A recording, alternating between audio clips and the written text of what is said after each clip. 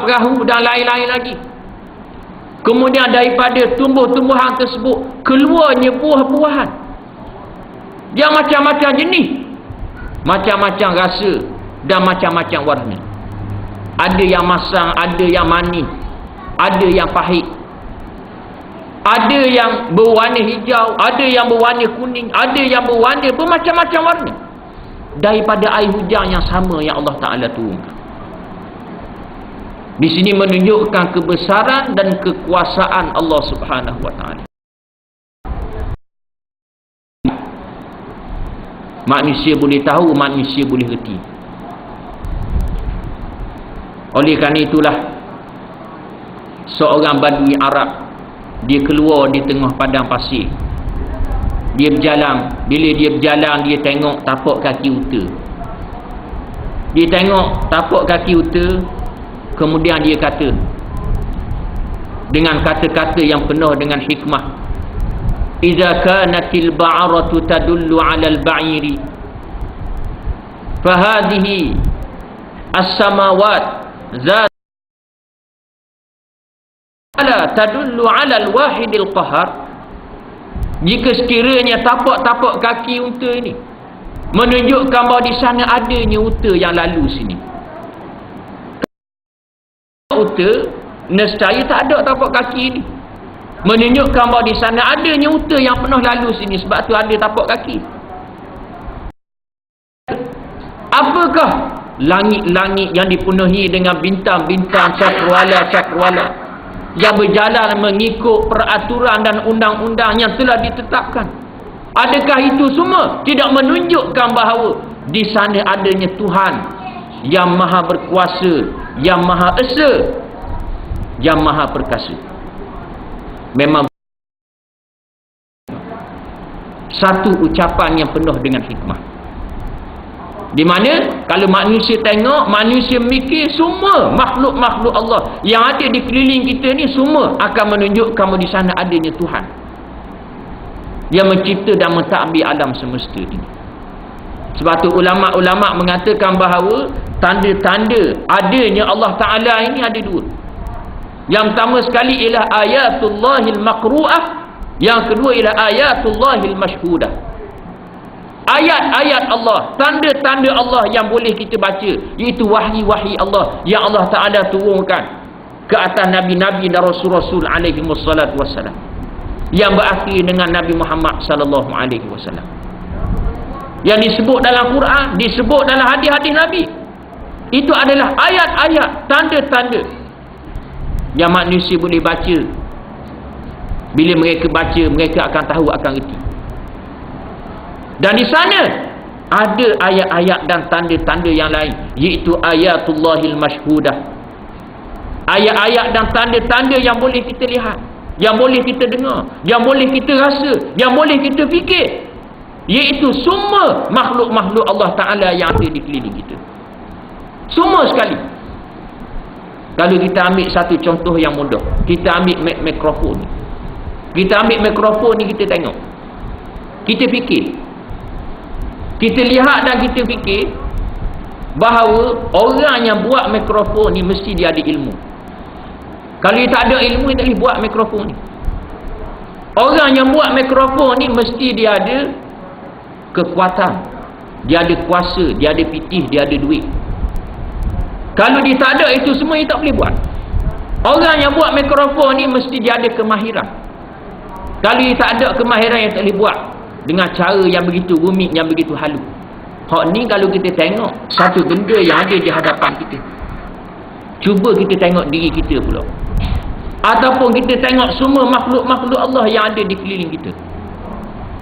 Bagaimana Tuhan yang menciptakan kita dan menciptakan makhluk-makhluk yang ada di keliling kita, Tuhan tersebut iaitu Allah mempunyai sifat-sifat yang maha mengetahui, yang maha halus, yang maha berkuasa dan lain-lain lagi.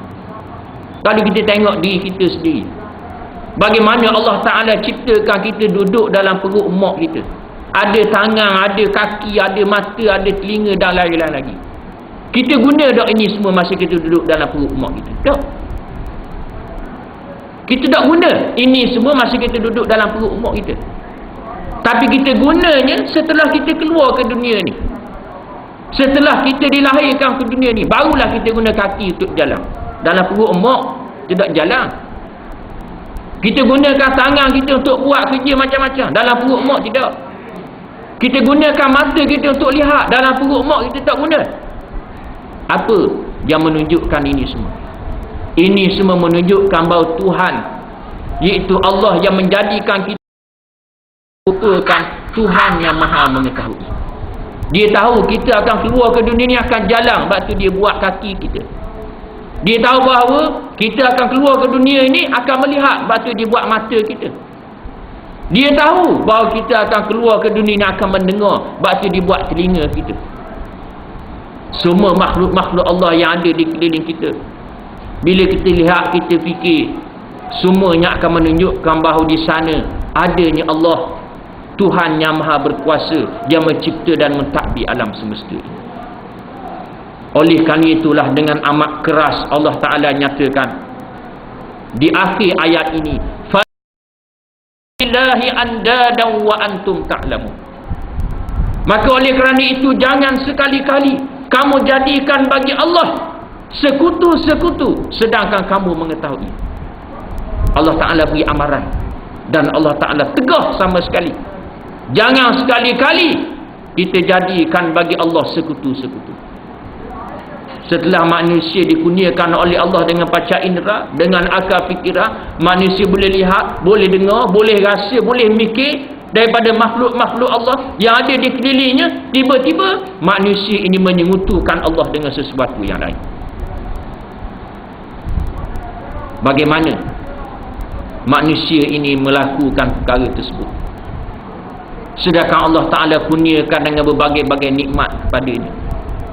Menyengutukan Allah dengan sesuatu yang lain yang disembah oleh mereka, sama ada syaitan ataupun iblis, ataupun berhala-berhala, patung-patung yang dipahat, yang diukir oleh mereka, sebagaimana yang dilakukan oleh orang-orang musyrik di Mekah dan juga orang-orang sebelum daripada mereka. Ataupun mereka menyengutukan Allah dengan mereka menyembah manusia, macam orang-orang Kristian. Hari ini timbul isu pasal penggunaan nama Allah. Boleh dah orang Kristian nak guna nama Allah? Mereka kata kami nak guna nama Allah. Kita nak terangkan di sini bahawa agama Kristian ini daripada dulu sampai hari ini tak jelas lagi nama Tuhan mereka apa dia. Kita orang Islam jelas, duduk mana-mana kalau sebut siapa dia Tuhan kita, Allah. Orang Melayu kata Allah, orang Arab kata Allah, orang Cina kata Allah. Tapi orang Kristian tak jelas daripada dulu sampai hari ini. Bila kita tanya dia siapa dia nama Tuhanmu, ada yang kata Yesus, ada yang kata Ruhul Kudus dan lain-lain lagi. Itu dalam bahasa Arab. Dalam bahasa Inggeris tak jelas lagi siapakah nama Tuhan kepada mereka. Yang mana kalau kita tengok kitab Injil yang menjadi pegangan kepada orang-orang Kristian, yang mana ditulis dalam bahasa Hebrew, dalam bahasa Ibrani. Dalam bahasa Ibrani ini, Allah ini disebut sebagai Jehoyah, bukannya Allah.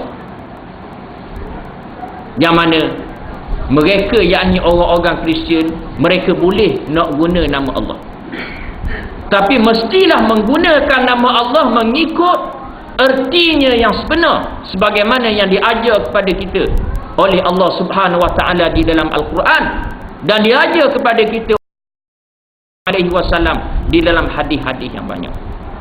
Apa yang jadi masalah bila mereka nak guna nama Allah bagi agama mereka, penggunaan tersebut adalah merupakan penggunaan yang salah. Kerana apa? Kerana mereka menyebut